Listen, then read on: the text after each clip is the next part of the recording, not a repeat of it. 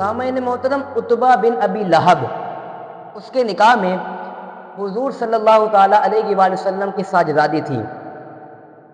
جب وہ شام جانے لگا تو کہا کہ میں محمد صلی اللہ تعالیٰ علیہ وآلہ وسلم کے پاس جا کر انہیں سخت ستاؤں گا۔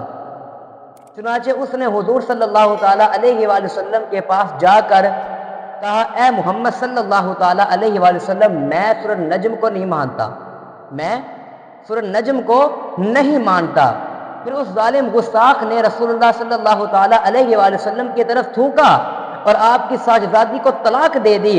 اس پر حضور جانا صلی اللہ تعالیٰ علیہ وآلہ وسلم نے فرمایا، اللہم سلط علیہ کلبا من کلابک، اے اللہ اس پر اپنے کتوں میں سے ایک کتا مسلط کر دے۔ عتبہ نے گھر آ کر سارا واقعہ سنایا۔ اس کے بعد ابو لہب اور اس کا گستاخ رسول، اس کا بیٹا، ایک قافلے کے ساتھ ملک شام کو روانہ ہو گئے۔ ایک جگہ پر انہوں نے آرام کیا تو وہاں ایک راہب نے اپنی عبادت گاہ سے آواز دی، لوگوں رات کو ہوشیار رہنا، اس جگہ پر بہت سے درندے ہیں۔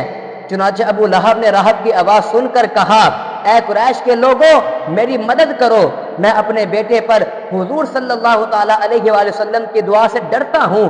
ابو لہب کی اپیل پر قریش یعنی اہل قافلہ نے تمام اونٹ عتبہ کے ارد گرد بٹھائے اور عتبہ کو ہر طرف سے محفوظ کیا، لیکن رات کو شیر آیا اور تمام اہل قافلہ اور اونٹوں کو چیرتا ہوا سب کے چہروں کو سونگھ کر آگے چلا گیا اور عتبہ تک پہنچ گیا، حتیٰ ضرب عتبہ فقتلہ وہلک، یہاں تک کہ اسے قتل کر دیا اور وہ ہلاک ہو گیا۔